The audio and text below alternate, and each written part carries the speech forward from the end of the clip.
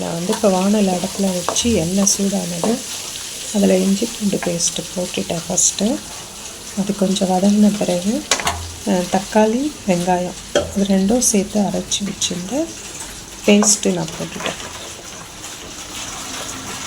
அது வந்து கொஞ்சம் நல்லா எண்ணெய் பிரிஞ்சு வர்ற அளவுக்கு வதங்கணும். அப்போ தான் அது பச்சை ஸ்மெல்லாம் போயிட்டு நல்லா வதங்கின பிறகு தான் அது போடணும். ஸோ இப்போ வதங்கி எண்ணெய் நல்லா பிரிஞ்சு வந்திருக்கு. அதனால் பார்த்தாலே தெரியும். வாசனையும் நல்ல கமகமன்னு வருது. இந்த வெறும் இஞ்சி பூண்டு பேஸ்ட் தான் போட்டால் அதுவே நல்ல வாசனை. பக்கத்தில் வெள்ளை கொண்டக்கடலை அவிச்சு வச்சுருக்கேன்.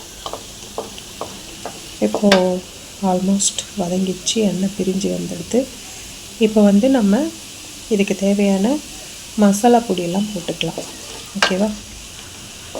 அந்த பக்கம் எடுத்து வச்சுருக்கேன்.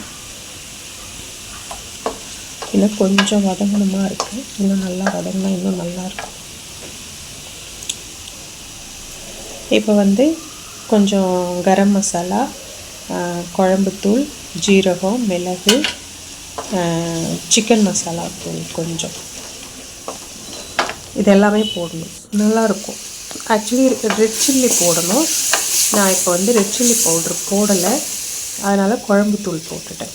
2 பச்சை மிளகாய் போட்டிருக்கேன். அது மசாலாவும் மசாலா போட்டு அதுவும் வதங்கணும். அது வதங்கினதுக்கப்புறம் இங்கே வச்சுருக்க கடலையை எடுத்து அதில் போட்டுட்டேன். போட்டு நல்லா மிக்ஸ் பண்ணிவிட்டு இதுலேருந்து கொஞ்சம் கடலை எடுத்து நான் மசிச்சு வச்சுருக்கேன். ஏன்னா திக்னஸ் வரும், அப்போ தான் டேஸ்ட்டும் கூட நல்லாயிருக்கும். ஸோ கொஞ்சம் கடலை எடுத்து லைட்டாக ஒன்றும் பாதியமாக மிக்சியில் அரைச்சி அதையும் போட்டுட்டு நமக்கு தேவையான தண்ணி ஊற்றி சால்ட்லாம் ஃபஸ்ட்டு கடலையில் போட்டு அவிச்சிட்டேன். ஸோ அதனால் நான் சால்ட்டு போடல. ஓகேவா? மூடிட்டு மறுபடியும் கொதிச்சிருக்கு. கொஞ்சம் சுண்டி வந்துடுச்சு, ரெடி ஆகிடுது. கொஞ்சம் நல்லா மிக்ஸ் பண்ணி விட்டு இன்னும் ஒரு கொதி விடுறதுக்காக நான் மூடி வைக்கிறேன்.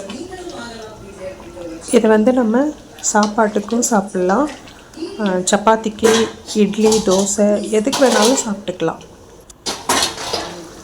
அவ்வளோதான். இப்போ முடிஞ்சிருச்சு.